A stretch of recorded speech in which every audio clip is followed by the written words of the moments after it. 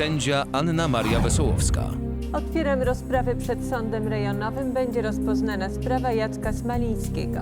Stawił się oskarżony, lat 18, uczeń liceum sportowego, zamieszkały w Warszawie, dotychczas niekarany. Oskarżam Jacka Smalińskiego o to, że w dniu 14 września 2009 roku w Warszawie dopuścił się groźby karalnej wobec 18-letniej Urszuli Kłosek. Urszula Kłosek napisała artykuł do szkolnej gazetki, w którym oskarżyła członków szkolnej drużyny piłkarskiej o branie sterydów.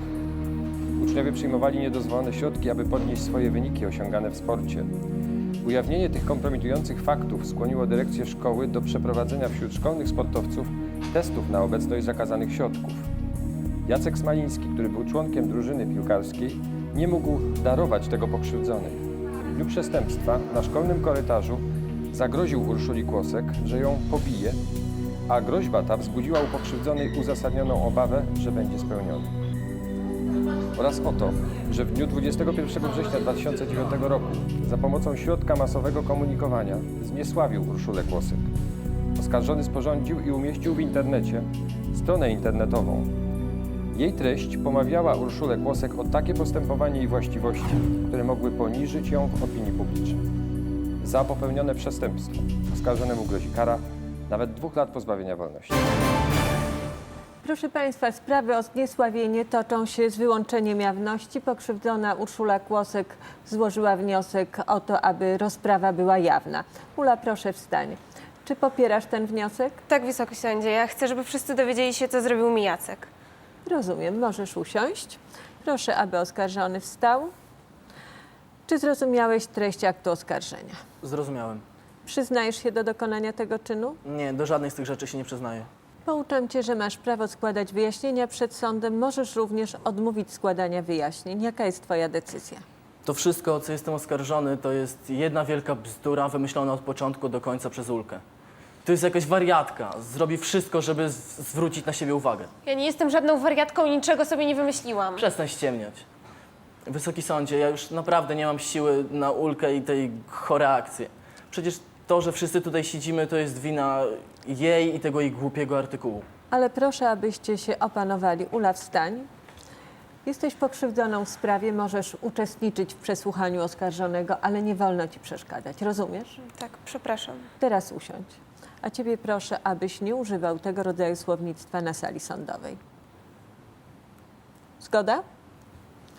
A teraz słuchamy. O jakim artykule mówiłeś?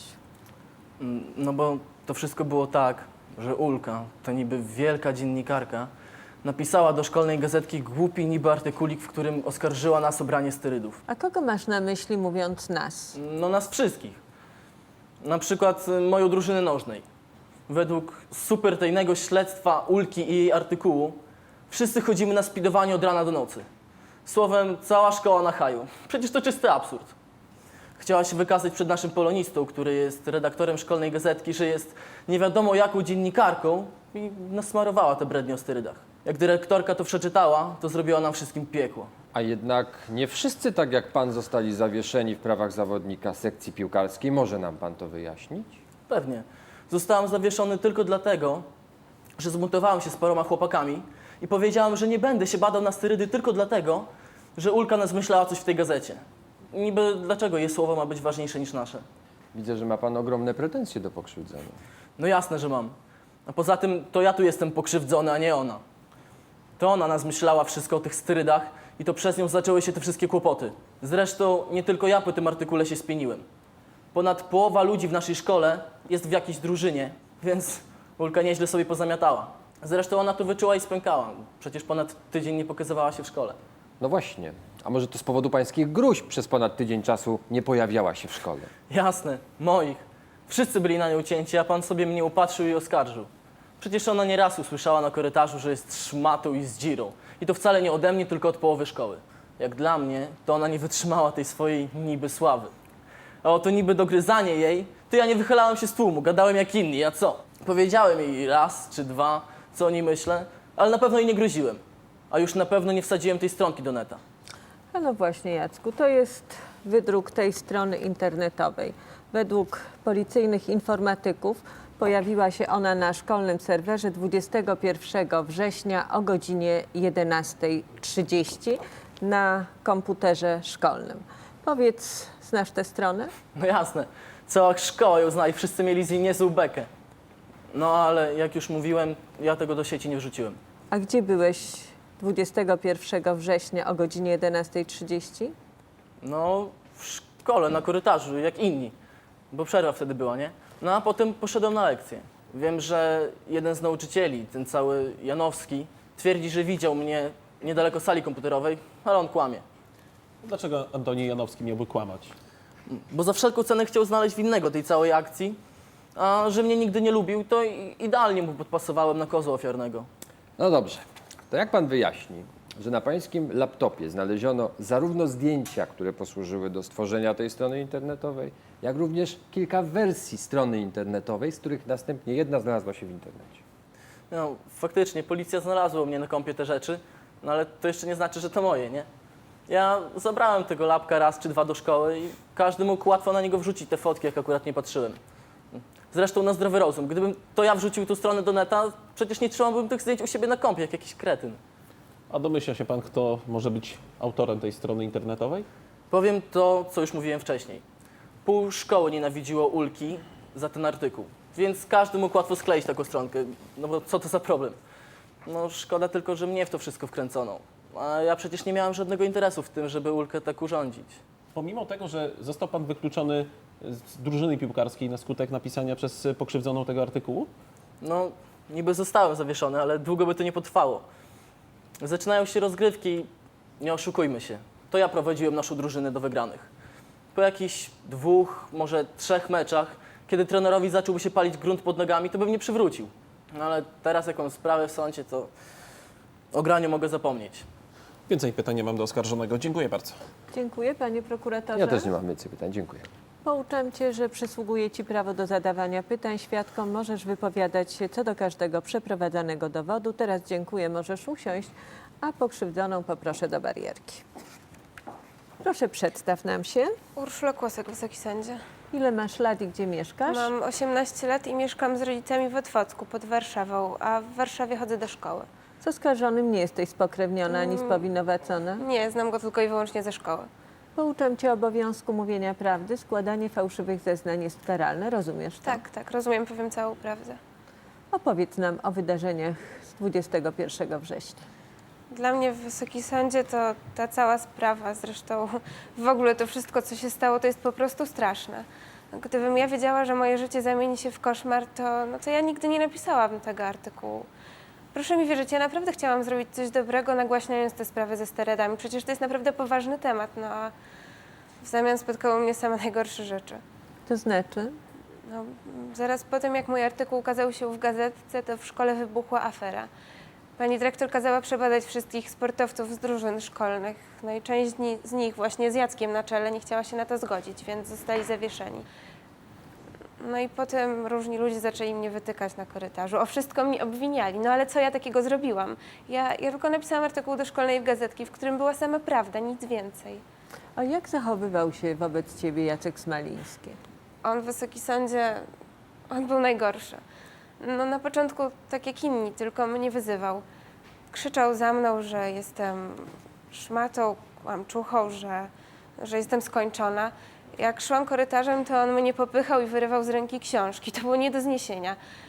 Ale potem zrobiło się gorzej, bo zaczął mi grozić. I chyba jakoś tak 14 września, to znaczy to było na pewno tydzień przed tym, jak Jacek wrzucił tę ohydną stronę do netu. Ja szłam sobie korytarzem i nagle pojawił się on, jakby znikąd. Podbiegł do mnie i tak strasznie mocno złapał mnie za rękę. Ja próbowałam mu się wyrwać, ale nie miałam dość siły. No i to właśnie wtedy on zaczął mi grozić. Proszę powiedzieć sądowi, co dokładnie mówił oskarżony. Powiedział, że zapłacę za to, że napisałam ten artykuł, że mnie dopadnie, żebym lepiej sama nie chodziła do toalety, bo jak mnie dorwie, to rodzona matka mnie nie pozna. Powiedział mi, że jestem dziką i że już niedługo dostanę to, na co zasłużyłam. Nie rozumiem, Ulka, po co ty tak kłamiesz? Wysoki Sądzie, ja naprawdę nic takiego nie mówiłem. Mówiłeś. I ja w Wysoki Sądzie czułam, że on naprawdę chce mi zrobić krzywdę. Od tamtej pory ja naprawdę zaczęłam się go bać. Słuchamy, co działo się dalej. Potem nie wiem jak nadal, ale jakoś udało mi się mu wyrwać i uciekłam do toalety no i tam się popłakałam. A potem uciekłam do domu ze szkoły, mimo że miałam jeszcze lekcje, ale ja tak bardzo bałam się tam wrócić po tym, co usłyszałam od Jacka. No, na szczęście udało mi się załatwić zwolnienie lekarskie i do końca tygodnia mogłam zostać w domu. Pomyślałam sobie, że może jak przez parę dni nie będzie mnie w szkole, to cała sprawa się uspokoi i podejrzewam, żeby tak było, gdyby nie pojawiła się ta strona w necie. A kiedy dowiedziałaś się o tej stronie? To było w następny poniedziałek, jak skończyło mi się zwolnienie i wróciłam do szkoły. Wtedy lekcje zaczynały mi się później no i jak już przyszłam, to wszyscy jakoś tak bardzo dziwnie się na mnie patrzyli i mówili jakieś głupie rzeczy w stylu o, idzie najlepsza l***ara, albo mówili, że mam super ciało, super fotki w necie. Jak na to zareagowałaś? Naturalnie na początku w ogóle nie rozumiałam, o co im chodzi. Dopiero potem koleżanka pokazała mi tę stronę. Były tam zdjęcia nagiej kobiety z dużym biustem i wszędzie ktoś zamiast jej twarzy wkleił moją. Było tam napisane, że jest to strona Urszuli Kłosek, że jestem najlepszą l***arą w całej Warszawie. I był tam mój numer telefonu. No jak to zobaczyłam, to ja po prostu uciekłam ze szkoły. Czułam się tak bardzo upodlona. Załamałam się. No, potem jak wróciłam do domu, to powiedziałam o wszystkim rodzicom i mama z tatą przyznali mi rację, że tego nie można tak zostawić. Więc poszliśmy na policję. A proszę powiedzieć sądowi, skąd pani ma pewność, że Jacek Smaliński ma cokolwiek wspólnego z tą stroną internetową? Nie no, chwileczkę, jak to? Przecież policja badała tę sprawę, tak? I jednoznacznie doszli do tego, że to Jacek jest winny. Nam wszystkie dowody wskazują na niego. Ja myślę, Wysoki Sądzie, że on po prostu nie mógł mi darować, że ja napisałam ten artykuł i w ten okropny sposób postanowił się na mnie zemścić. Ja rozumiem, że pani ten artykuł napisała, ale chodzi mi o to, skąd pani wzięła informację, że szkolni sportowcy, w tym oskarżony Smaliński, zażywają sterydy? Wysoki Sądzie, ja przepraszam, ale ja nie mogę tego powiedzieć, bo obiecałam, że nikt się nie dowie. Akurat. Wymyśliłaś sobie tego informatora tak jak wszystko, co było w tym artykule. Nic sobie nie wymyśliłam i twoje zachowanie najlepiej to potwierdza. Wysoki Sądzie, sporo osób miało do mnie pretensje, ale najgłośniej krzyczeli ci są umoczeni, na przykład Smaliński. Ja nie jestem nic umoczony, jasne? Nie no, proszę cię, jakbyś nie był umoczony, to przecież zrobiłbyś sobie te testy, ale ty nie chcesz się na to zgodzić, bo dobrze wiesz, co by wykazały. Nic nie wykażą. Tu chodzi o zasady. Nie będę robił jakichś głupich testów tylko dlatego, że tobie się to ubzdrało. Jestem czysty, rozumiesz? Jacek, proszę wstań. Pouczam cię, że należy zwracać się tylko do sądu. Rozumiesz to? Tak, rozumiem. Teraz możesz usiąść.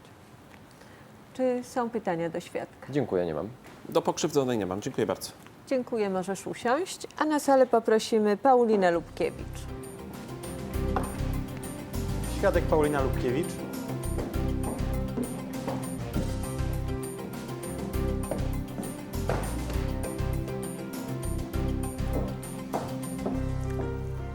Proszę przedstaw się. Paulina Lubkiewicz, ale mówią na mnie Paula. Ile masz lat i gdzie mieszkasz? Mam 19 lat, no i mieszkam w Warszawie. Uczysz się jeszcze? No tak, chodzę do szkoły, a tak poza tym to jestem w szkolnej drużynie cheerleaderek. No wiecie, jeździmy z chłopakami na mecze, pompony i te sprawy. Jesteś spokrewniona, spowinowacona z oskarżonym? No na tyle, że Jacek to jest mój chłopak. Pouczam cię obowiązku mówienia prawdy. Składanie fałszywych zeznań jest karalne. Rozumiesz to? Jasne, proszę tylko pytać. Powiem wszystko, bez ściem. To słuchamy. Co wiesz w tej sprawie? Znaczy, no to było faktycznie tak, że ktoś wsadził tą stronkę z Ulką do netu, no i cała szkoła miała z niej niezłą pompę. Ale ja naprawdę nie wiem, nie mam pojęcia, kto to zrobił, a na pewno to nie był mój Jacek. A dlaczego tak uważasz? No mój Jacek to na taki pomysł to by raczej nie wpadł. Dobra, rzucił parę razy fakami na Ulkę, ale mu się wcale nie dziwię. Po tym, co ona zrobiła z tym artykułem, u nas w szkole to nikt nie jest po jej stronie. A jak dowiedziałaś się o tej stronie internetowej? No po prostu dostałam informację na komórkę, że tam i tam można zobaczyć najlepszą lodziarnię w okolicy. No i zobaczyłam Ocykaman, no i to była podrasowana Ulka. Znaczy, ktoś jej twarz nakleił na jakąś aktorkę porno czy coś. No i wszyscy to sobie wysyłali, sprawdzali o co kaman tam. No i wszyscy się cieszyli, że w końcu ktoś się dowalił tymi fotkami. A ubaw to był popachy. Zresztą ma to, na co zasłużyła. Ale i tak najbardziej dla mnie to żałosne jest to, że Ulka zmyśliła sobie ten cały artykuł o sterydach, żeby poderwać tego nauczyciela. A o kim mówisz? No o tym, no jakby to tu powiedzieć. Naszym playboyu szkolnym, Antonim Janowskim. On Polaka uczy nas w szkole. No Julka zabojała się w nim na maksa. Zanim to bowogiem wskoczyła, tylko żeby poklepał ją po tej pustej główce. No Ulka to poza nim świata nie widzi. A on? On to niestety chyba jednak woli starsze. No a raczej powiedziałabym, że ładniejsze. Chociaż po takiej reklamówce, jaką sobie Ulka zafundowała w necie, to kto wie. Przestań. No proszę, proszę, czułe miejsce naszej ciziuni. Może trzeba odgrzebać jakiś pamiętniczek naszej niuni. Tam to się dopiero musi dziać. Pewnie tylko nic, tylko ona i pan Janowski. Zamknij się. Sama się zamknij, dobra? Ale proszę o spokój. Paulina, zeznajesz przed sądem i tutaj należy się zachowywać odpowiednio do miejsca. No ale co ja takiego zrobiłam? To źle, że prawdę mówię? Jeśli można, Wysoki Sądzie, chciałbym poznać prawdę, którą nam przedstawi świadek. O tym już za chwilę. Jak dla mnie to za tym wszystkim stoi nasza kochana pani Weronika Szamarska z sekretariatu. No niestety, no zachowują się jak jakieś dzikusy. Taką świętą zgrywa? To może niech zacznie od tego, że sypia z naszym polonistą. Dlatego wrzuciła tę stronę do netu, żeby skasować Ulkę. Mi nie w głowie jakieś romanse z uczennicami. To i tak jest wszystko moja wina. Zostańcie z nami.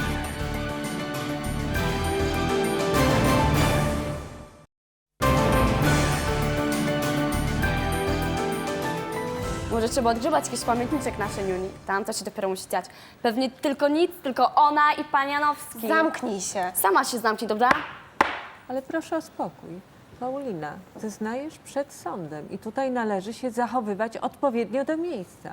No ale co ja takiego zrobiłam? To źle, że prawdę mówię?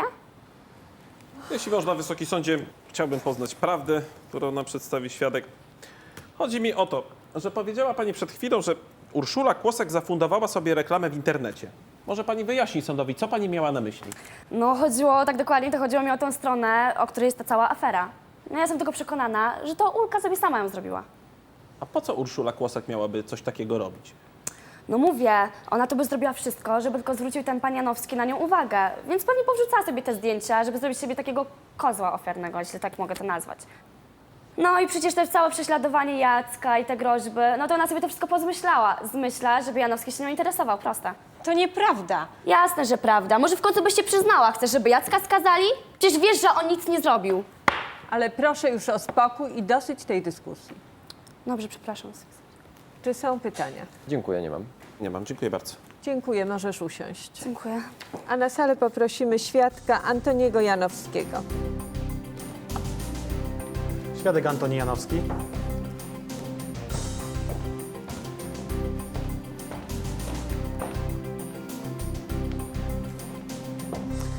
Bardzo proszę. Nazywa się pan Antoni Janowski, ma pan 29 lat, mieszka pan w Warszawie. Zgadza się.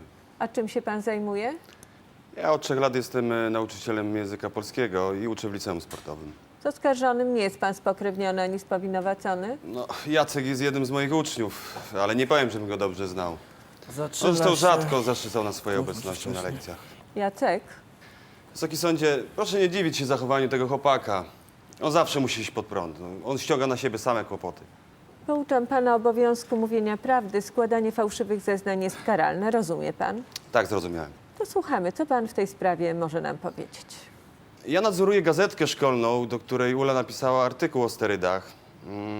I kiedy pierwszy raz go przeczytałem, powiem szczerze, że wahałem się, czy go opublikować, czy nie pójść z tym od razu do dyrekcji.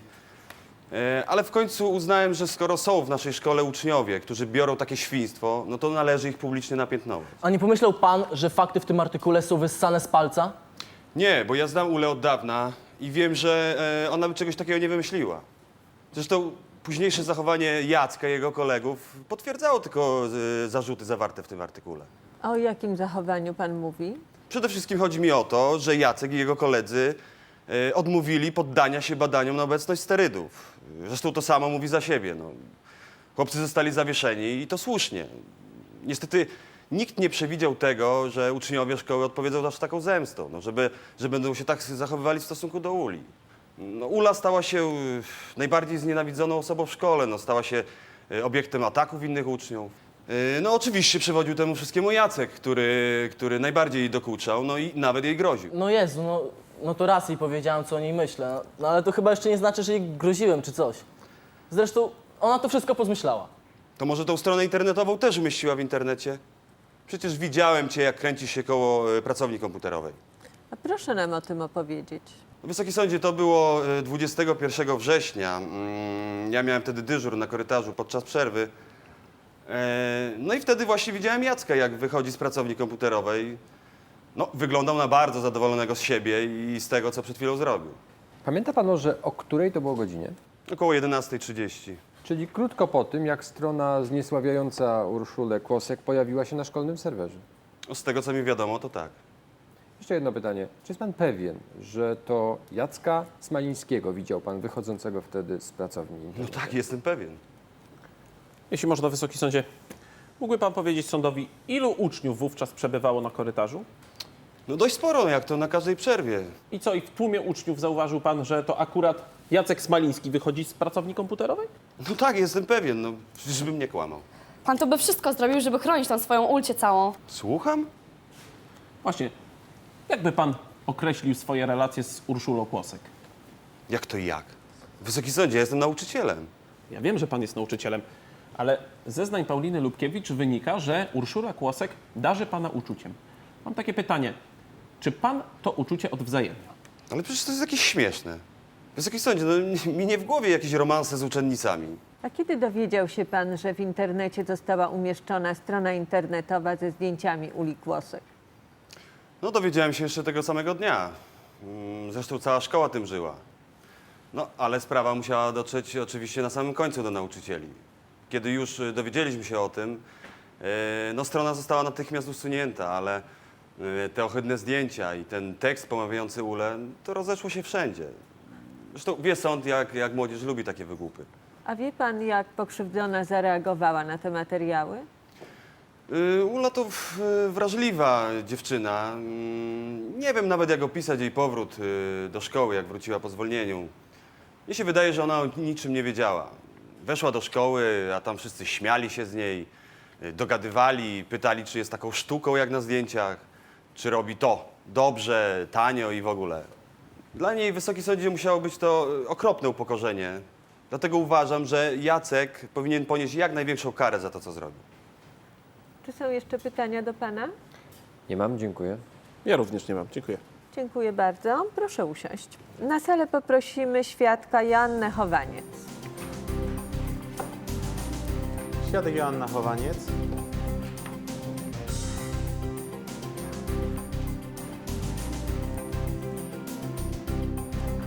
Proszę przedstaw się. Joanna Chowaniec. Ile masz lat i gdzie mieszkasz? Mam 18 lat, no a mieszkam w Warszawie. I uczysz się. No tak. Chodzę do tego samego liceum, co tu wszyscy. Z oskarżonym nie jesteś spokrewniona ani spowinowacona. Nie. Jacek to mój kolega, no i chłopak mojej przyjaciółki, Pauli. Pouczam cię obowiązku mówienia prawdy, rozumiesz? Tak, tak, wszystko rozumiem. To powiedz nam, co wiesz w tej sprawie. Wysoki sądzie, sprawa wygląda tak. Ogólnie w szkole jeszcze luzik. Wszystko gra, aż do momentu publikacji gazetki jakiegoś głupiego kółka polonistycznego. Ulka, wielka dziennikarka, napisała artykuł życia. A ja się pytam, co taki dziobal jak ona może wiedzieć o szkole, sterydach czy jakichkolwiek drużynach? No ale co w związku z tym? No przecież ona w życiu nie była w żadnej z sekcji. W dodatku nie wiem, po jakiego grzyba chodzi do liceum sportowego. Nie dość, że ma 2 lewe ręce, to jeszcze napuściła na ludzi ze szkoły tych kretynów z dyrekcji. A jak my mamy się w takich warunkach uczyć, jak chodzą i przeszukują nam szafki, szukając sterydów? To wszystko przez tą wariatkę. Pewnie teraz jest z siebie mega zadowolona. Do czasu, aż jej się to stanie. Ale proszę cię, żebyś nie używała tego typu określeń w stosunku do pokrzywdzonej.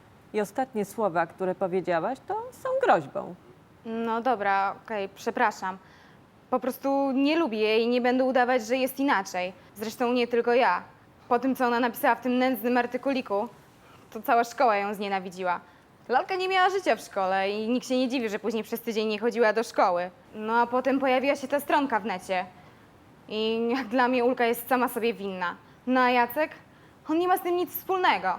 A na jakiej podstawie tak twierdzisz? Według mnie to nie Jacek, ani żaden z jego kolegów, którzy są zawieszeni za sterydy. Bo prawda jest taka, że jak dla mnie to za tym wszystkim stoi nasza kochana pani Weronika Szamarska z sekretariatu. A dlaczego tak uważasz? Bo może nie wszyscy o tym wiedzą, ale nasz kochany pan Antoni Janowski to nie dość, że rozkochał sobie naszą mega reporterkę, to jeszcze Szamarski zmachał dzieciaka. Aśka, zabraniam ci mówić w ten sposób o mnie i o pani Szałamarskiej. No ale o co chodzi? Psorze! Przecież mam tu mówić prawdę i wszystko, co wiem w tej sprawie, to mówię.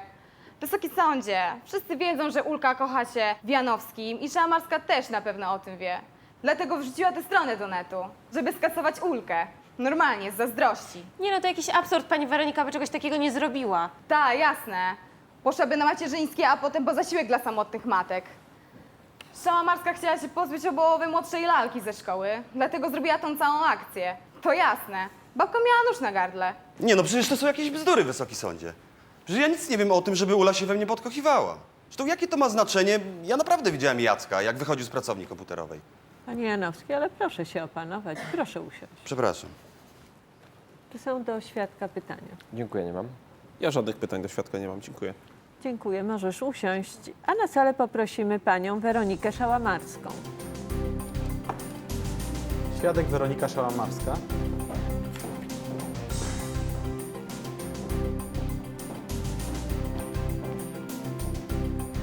Bardzo proszę.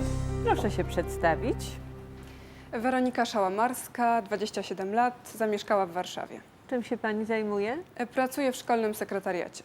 Z oskarżonym nie jest pani spokrewniona? Nie, nic z tych rzeczy. Pouczamy obowiązku mówienia prawdy. Proszę powiedzieć, co pani wiadomo w tej sprawie? Ogólnie mówiąc, to przykra sprawa. No naprawdę, nie mam pojęcia i w głowie mi się nie mieści, co ta młodzież teraz wyprawia. Czasami to, no niestety, no zachowują się jak jakieś dzikusy. Taką świętą zgrywa? To może niech zacznie od tego, że sypia z naszym polonistą i lata pomieści w poszukiwaniu testów ciążowych. Nie bądź bezczelna, to nie są twoje sprawy. Są, jeśli przez to wszystko ma być Jacek oskarżony. Co? O czym ty mówisz? Ale proszę o spokój. Bardzo proszę, dziewczynki, proszę o powstanie. Jeżeli jeszcze raz się w ten sposób zachowacie, zostaniecie ukarane karami porządkowymi, pieniężnymi i będziecie w czasie wakacji musiały ciężko pracować. Proszę usiąść. Zapraszamy. Jeśli można, Wysoki Sądzie, mogłaby pani powiedzieć sądowi, co dokładnie łączy panią i pana Antoniego Janowskiego? Ale co to ma do rzeczy? Ale proszę jednak odpowiedzieć na to pytanie, może mieć znaczenie w sprawie. Antek i ja jesteśmy parą. Zaczęliśmy spotykać się jakoś na wiosnę. Zaplanowaliśmy dziecko i zamierzamy się pobrać. Ale to nie jest zbrodnia ani temat do głupich plotek. A co pani wiadomo na temat relacji pomiędzy pani narzeczonym a Urszulą Kłosek? Są normalne, jak między nauczycielem a uczennicą. Między nauczycielem a uczennicą. A czy nie zauważyła pani, aby Urszula Kłosek okazywała jakieś szczególne względy pani narzeczonemu? No dobrze. Wiem, że Ula podkochuje się w Antku. No, trudno tego nie zauważyć. Wie pani o tym i co, nie przeszkadza to pani? Nie, bo to tylko takie zwykłe młodzieńcze zauroczenie. Też kiedyś podkochiwałam się w swoim nauczycielu.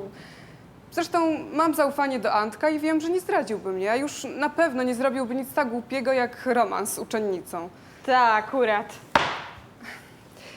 Wiem, że trudno wam w to uwierzyć, ale to pewnie kwestia dojrzałości. Wiem też, że obstajecie przy swoim koledze, bo nie zgadzacie się z tym, co zrobiła Ula. Ale prawda jest taka, że to Jacek zrobił coś złego i to Jacek powinien ponieść pełne tego konsekwencje. Prawda jest taka, że to pani wrzuciła te strony do neta, żeby upokorzyć Ulkę. Była pani o nią zazdrosna, teraz udaje pani taką wielkoduszną. W życiu nie zrobiłabym czegoś takiego. Zresztą pan Janowski to ciebie widział. Zapomniałeś? On tylko mówi, że mnie widział, żeby panią chronić.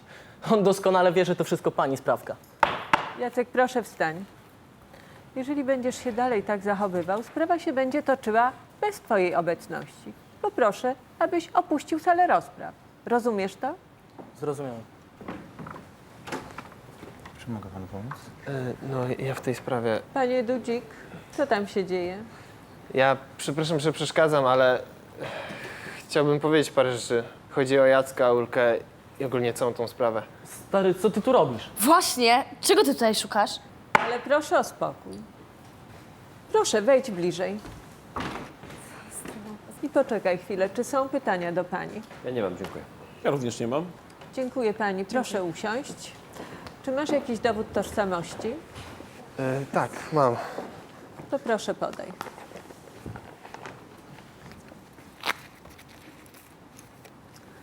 Zajmij miejsce za barierką, zostaniesz przesłuchany w charakterze świadka. Nazywasz się Tomasz Białek, masz lat 18 i mieszkasz w Warszawie? Tak. Chodzisz jeszcze do szkoły? Tak, chodzę do jednej klasy z Jackiem. Gram też razem w nogę. W sumie to graliśmy, dopóki nas nie zawiesili. Jesteś spokrewniony, spowinowacony z oskarżonym? Nie jesteśmy tylko kumplami. Pouczam cię więc o obowiązku mówienia prawdy. Składanie fałszywych zeznań jest karalne. Rozumiesz to? Tak, rozumiem. Słuchamy, co takiego istotnego masz do powiedzenia w tej sprawie? Ja przyszedłem, bo wiem, kto wrzucił tą stronę do internetu i kto jest winny. I ja chcę, żeby to się wszystko już skończyło, bo to totalna przeginka. Zresztą to i tak jest wszystko moja wina. Ale czy możesz mówić trochę jaśniej? Dlaczego uważasz, że to wszystko jest twoja wina? Bo gdyby nie ja, to ten artykuł nigdy by nie powstał. Tomek, Nie, daj spokój, wiesz. Wysoki sądzie, bo to ja powiedziałem Ulce o tych sterydach. Przepraszam, że niby co zrobiłeś? Ja się przesłyszałem? Jacek, prosiłam, żebyś się nie odzywał. A co ci wiadomo na temat sterydów w szkole? No to było to tak, że część chłopaków je brała. Między innymi ja i Jacek. Zresztą to on po raz pierwszy przyniósł je na trening do szkoły i namówił nas do brania. Mówił, że trener i tak się nie dowie, a potem wprowadzili te testy. I wybuchła ta afera, to wszyscy zostali zawieszeni. Jacek nie chciał, żebyśmy się badali. Wiedział, co wyjdzie. Zresztą mówił, że nic nam nie zrobią, że nas przywrócą w pewnym momencie. Ale to bzdura tak samo jak wszystko, co nam gadał. Przecież do niczego was nie zmuszałem. Zresztą po cholerę, żeś to wszystko wygadał Ulce, co? No, po prostu. Tak wyszło. Luka mi się podoba, no. Gadaliśmy raz i jakoś się wygadałem, że biorę różne rzeczy. Zacząłem opowiadać, jak jestem dobry w tą nogę i jak jestem mega gość. Ulkę trochę oburzyło, że biorę. I potem powiedziałem, że to normalne, że wszyscy tak robią. No i ona potem napisała ten artykuł. A jak wybuchła ta cała afera, to ja poprosiłem tylko o to, żeby nikomu o tym nie mówiła. Nie mówiła o tym, że wszystkiego dowiedziała się ode mnie. No i Luka wzięła wszystko na siebie. Z tym, że oni jej nie odpuszczą. Oni znowu coś na nią planują. A o kim mówisz? O Jacku, Paulinie i Jaśce. Proszę go nie słuchać, on kłamie. Ale proszę o spokój. A co to znaczy, że oni coś planują na Ulkę? Bo to oni wcześniej już zaplanowali akcję z tą stroną internetową. A potem Jacek ją zrobił i wrzucił do netu. Tak właściwie to nie był pomysł Jacka, tylko Pauli. Wiem, bo byłem przy tym, słyszałem jak rozmawiali. Rozmawiali przy mnie. Zresztą to było zaraz po tym, jak Jacek groził Ulce. Opowiedz nam o tym dokładnie. To było tak, że gadaliśmy sobie, znaczy ja, Jacek, Paulina i Jaśka. No i nagle Jacek zaczął nam się przechwalać, jak dorwał Ulkę na korytarzu i zaczął jej grozić, że ją załatwi i w ogóle ona po prostu popłakała się i uciekła. Mówił też, że jak tylko wróci, to ją ogoli na usa albo jeszcze jakoś inaczej urządzi. Ale Paulina powiedziała, że jest głupi. Że ona ma lepszy pomysł, lepszy plan. Słucham, mów dalej. Paulina wymyśliła, żeby zrobić stronę, na której będzie jakieś zmontowane zdjęcie, Ulki napis, że jest najlepszą lodziarą i tym podobne. Jackowi od razu się spodobało. Aśce zresztą też. W sumie to ona miała jakieś klasowe zdjęcia Ulki i to właśnie ona zmontowała je ze zdjęciami jakiejś nagiej aktorki porno. A potem Jacek to wrzucił wszystko do netu i upodlili Ulkę. Może się nie należało, co? Niepotrzebnie wtykała nos w nie swoje sprawy. A jakbyśmy wiedzieli, że to ty jej to wszystko wygadałeś, to ciebie też byśmy załatwili, nie bój się. Kurde, Paulina, weź się zamknij. Ty jakaś głupia jesteś? Paulina i Joanna. A może któraś z was chciałaby ustosunkować się do tego, co powiedział kolega? Nie, ja już nic nie powiem. No, ja też nie mam zamiaru już nic powiedzieć. Teraz to już chyba trochę za późno, co? Proszę usiąść. Czy są pytania? Pytań nie mam, dziękuję. Ja nie mam, dziękuję bardzo. Dziękuję ci, możesz usiąść. Czy strony zgłaszają jakieś wnioski? Tak, oskarżenie ma wniosek. Wnoszę o przesłanie Wysoki Sądzie do prokuratury odpisu protokołu dzisiejszej rozprawy celem przeprowadzenia postępowania przeciwko Paulinie Lubkiewicz i Joannie Chowaniec o pomocnictwo do zniesławienia Urszuli Kłosek. Dziękuję. Panie mecenasie? Żadnych wniosków nie składam, dziękuję bardzo. Zamykam przewód sądowy. Udzielam głosu panu prokuratorowi. Dziękuję, Wysoki Sądzie. Pierwsza rzecz, która nasuwa się słuchaczowi tego procesu, to chyba to, że to wszystko rozgrywa się nie w jakimś patologicznym środowisku, ale w szkole. W szkole z tradycjami, w szkole, która ma aspiracje, żeby kształcić sportowców, przyszłych reprezentantów kraju w różnych dyscyplinach sportowych. Oto w pewnym momencie pojawia się dziewczyna, która nie ujawnia talentu sportowego, ale polonistycznie, z zacięciem dziennikarza śledczego, uchwyciła temat bardzo drażliwy dla tej szkoły. Dowiedziała się pewnej prawdy, która może zburzyć tą ikonę, jaką była drużyna piłkarska w tej szkole. Znalazła się w trudnej sytuacji, proszę Wysokiego Sądu. Poznała prawdę i wykazała się niesłychaną odwagą, żeby w tym środowisku tę prawdę ujawnić. Wina w tej sprawie nie budzi żadnych wątpliwości. Proszę Wysokiego Sądu, będę żądał kary surowej za groźby karalne w stosunku do pokrzywdzonej. Będę wnosił o wymierzenie oskarżonemu kary 1 roku pozbawienia wolności. Za zniesławienie za pośrednictwem internetu będę wnosił o wymierzenie kary 1 roku pozbawienia wolności. Wnoszę również o wymierzenie kary łącznej 2 lat pozbawienia wolności. Kończąc, chcę powiedzieć, proszę Wysokiego Sądu, że widzę w tej sprawie tylko jedną okoliczność łagodzącą. Nią jest tylko i wyłącznie młody wiek sprawcy, nic więcej. Mam nadzieję, Wysoki Sądzie, że pokrzywdzona nie będzie już musiała odczuwać strachu, że będzie mogła normalnie w tej szkole się uczyć. To oskarżony powinien się bać. Dzisiaj jest zdyskwalifikowany jako człowiek, jako uczeń. Dziękuję, Wysoki Sądzie. Dziękuję. Bardzo proszę, panie mecenasie. Dziękuję, Wysoki Sądzie. Wysoki Sądzie, odpowiedzialności karnej podlega ten, kto w chwili popełnienia czynu zabronionego ukończył lat 17, a w szczególnych okolicznościach to ukończył lat 15. Wysoki Sądzie, oczywiście zachowanie oskarżonego wyczerpuje znamiona ustawowe zarzucanych przez pana prokuratora przestępstw.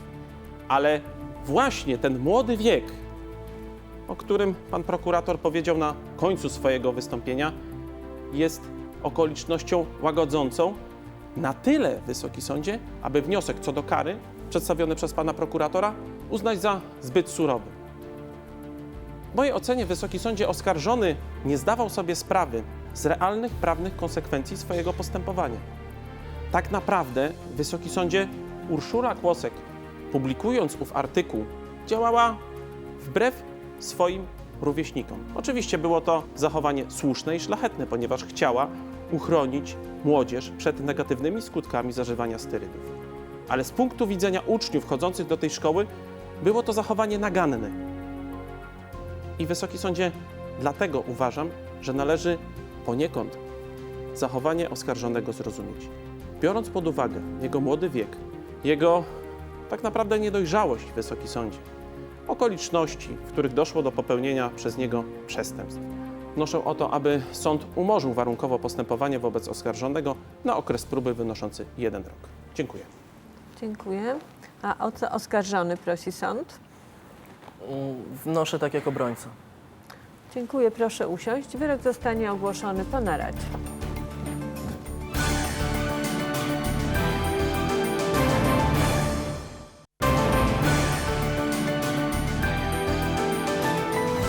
Proszę wstać, sądzie.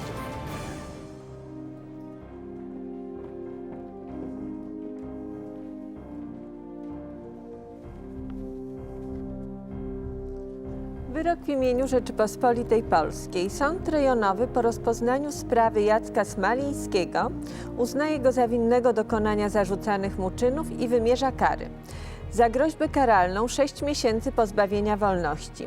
Za zniesławienie 10 miesięcy pozbawienia wolności i karę łączną 1 roku pozbawienia wolności z warunkowym zawieszeniem jej wykonania na okres próby lat 4 i dozór kuratora. W związku ze skazaniem za zniesławienie orzeka na rzecz Urszuli Kłosek w nawiązkę w kwocie 1000 zł oraz zobowiązuje oskarżonego do przeproszenia pokrzywdzonej w obecności całej szkoły.